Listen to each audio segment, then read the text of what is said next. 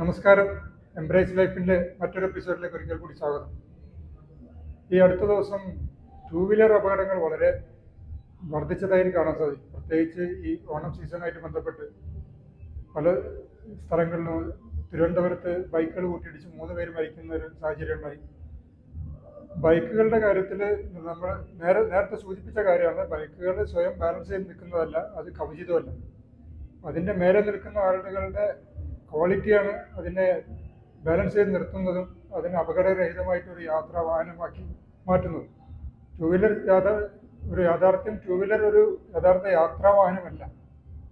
സുരക്ഷിതമായി ഫാമിലിക്കോ മറ്റോ യാത്ര ചെയ്യാൻ ഒരു കവചിതമായിട്ട് അല്ലെങ്കിൽ ബാലൻസ് ചെയ്ത് നിൽക്കുന്ന ഒരു യാത്രാവാഹനം അല്ലാത്തതുകൊണ്ട് തന്നെ അതിൻ്റെ മേലെ ഇരിക്കുന്ന ആളുകൾക്ക് ശ്രദ്ധ നഷ്ടപ്പെടുകയും സൂക്ഷ്മത നഷ്ടപ്പെടുകയും ക്വാളിറ്റി നഷ്ടപ്പെടുകയും ചെയ്യുമ്പോൾ വലിയ അപകടങ്ങളുണ്ടാകും.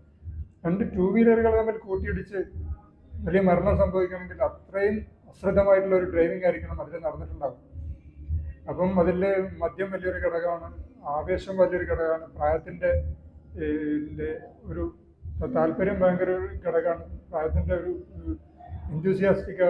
ഓവർ എൻതൂസിയാസ്റ്റിക് ആവുന്നതൊരു വലിയൊരു പ്രശ്നമാണ്.